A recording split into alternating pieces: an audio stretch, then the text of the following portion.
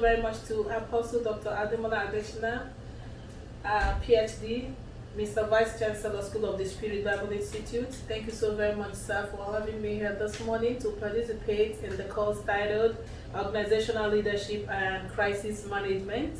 And this morning, I'm going to be talking specifically on leader management in crisis management. And I want to say thank you so very much for water. Yeah, the best gift anybody can get during the summer. Dehydration is knocking on doors, but it's not going to be our portion. So when we hear crisis is a time of intense difficulty, trouble, or danger. And at this time, important decision really has to be made. When we think crisis, we think a sudden event that lowers chances of progress of an organization.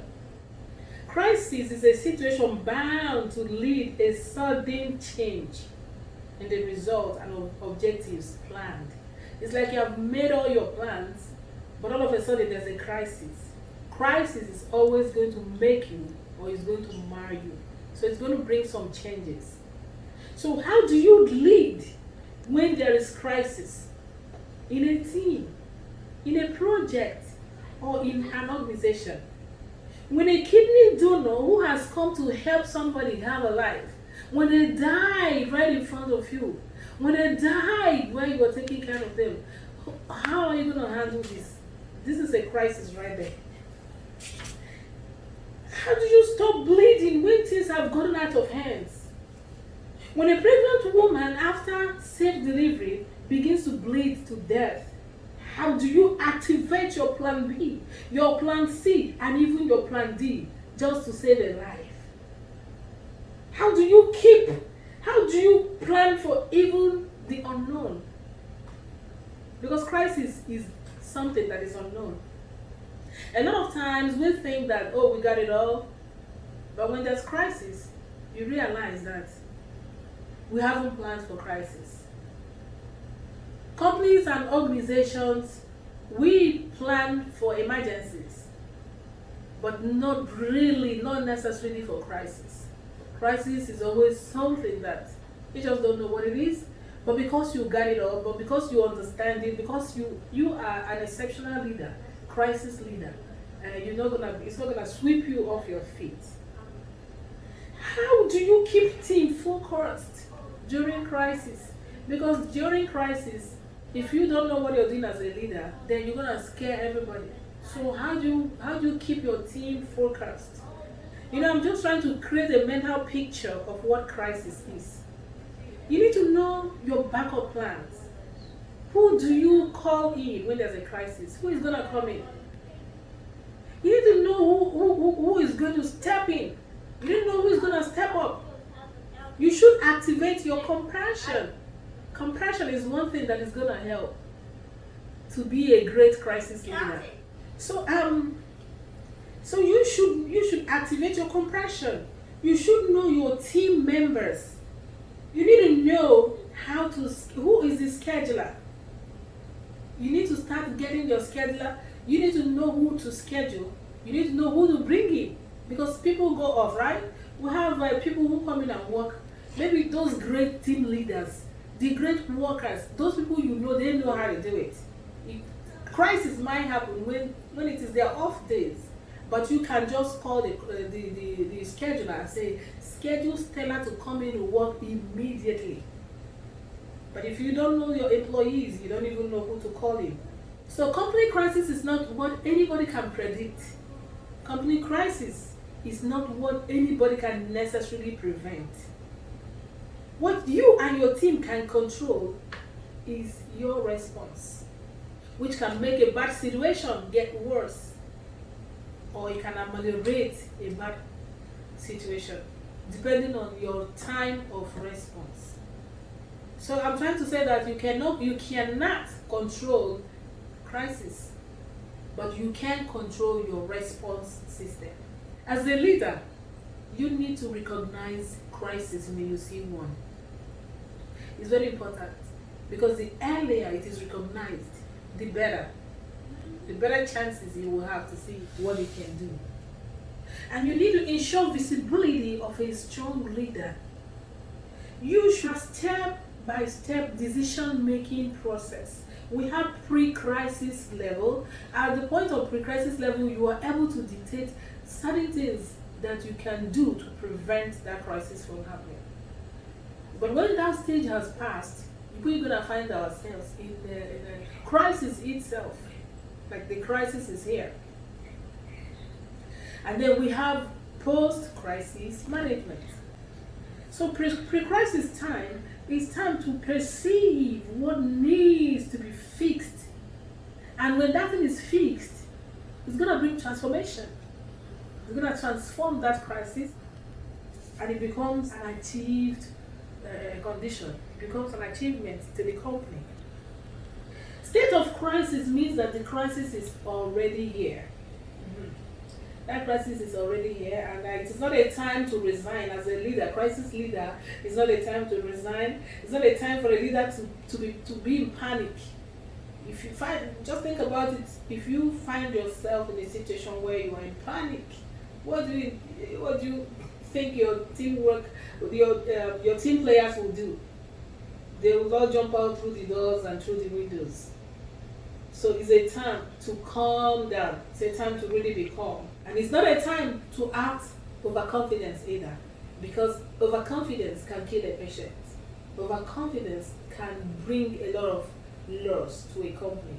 It's a time to communicate. And you must communicate in honesty. Trust must be prioritized over every other concern.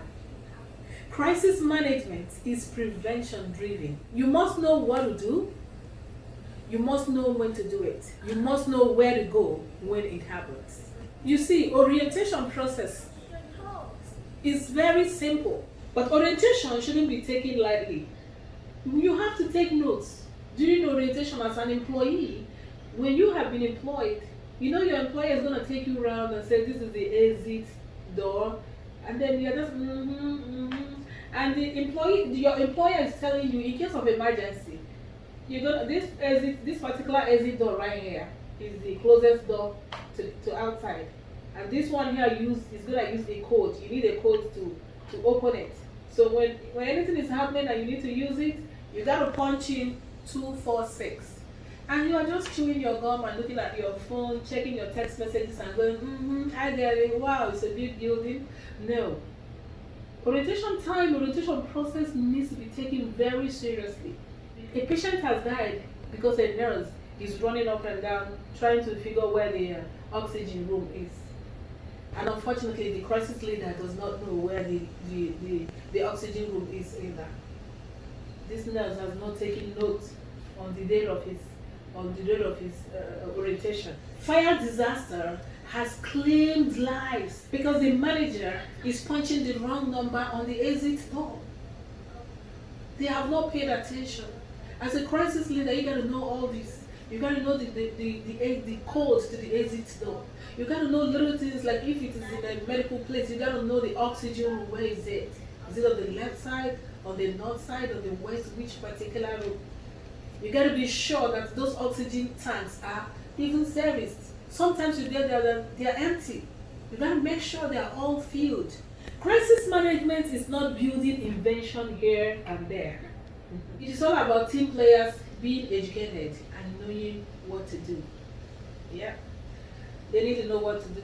If we have team players all over the whole place and they don't know what to do, then it's as good as not having them.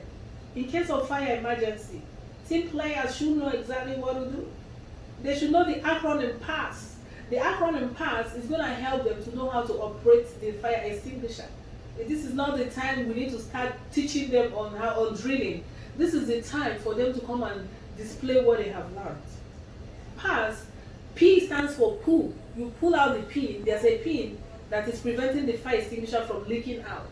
So in the face of fire emergency, P stands for pull, so you pull out the pin. A stands for aim. You aim your nozzle at the base of the fire. That fire is coming from somewhere. So you don't just put it on a flame. No, you have to target where the fire is really coming from. That is what aim is. And then S stands for squeeze. You squeeze that nozzle that you have just removed the pin from. And then the other S, the last S, is swipe. So while you are squeezing, you are going swiping left and right to be able to get it. In case of fire in a hospital, these team players should know who go out first. In a fire disaster time, crisis time, the first person we take out of the building is ambulatory patients, the one that can work. We will match them out first, and then we'll come back for those who are wheelchair bound patients. We match them out, and then we come back and we carry the bed reading. You know, we're gonna carry them on the bed. These people are in the bed. They can't sit on the chair. They cannot. All they can do is just to stay in bed. So you're gonna wheel them with the bed out. So now the idea and the goal is, at the end of the day, we want to make sure that everybody's alive. So we're gonna work as fast as we can. But if eventually this fire is going to claim life, we don't want the one that is almost dead.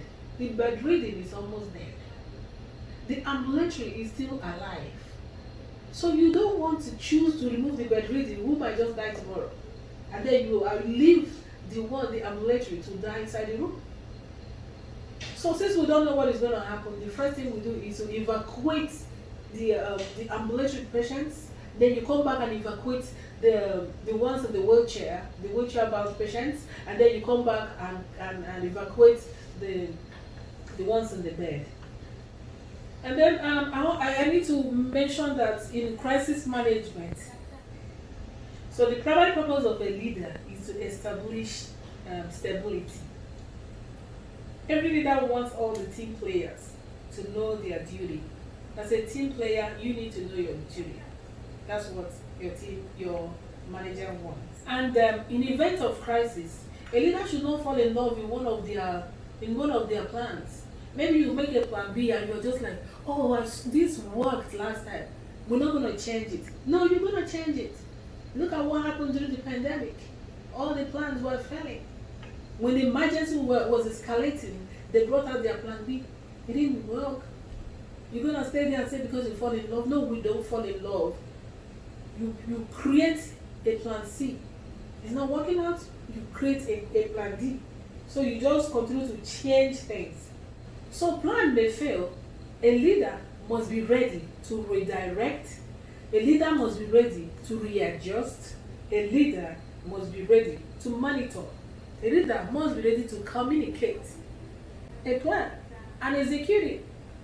Crisis leaders should think human needs, emotions, collective values.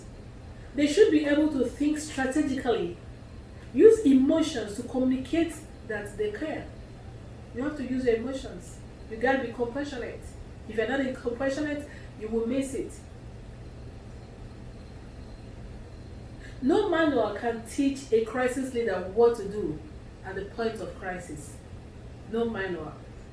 So leadership in crisis management is definitely tough. When you see crisis, you realize that though you have prepared for emergencies, you have not truly prepared for crisis. And this is why a leader should be versed in knowledge. You have to form your crisis management team. You have to provide coaching to team players from time to time. You have to set the tone as a crisis leader. You have to set the tone. Prepare. You have to prepare for, which is before, and then you have to prepare after. Presume any potential problem.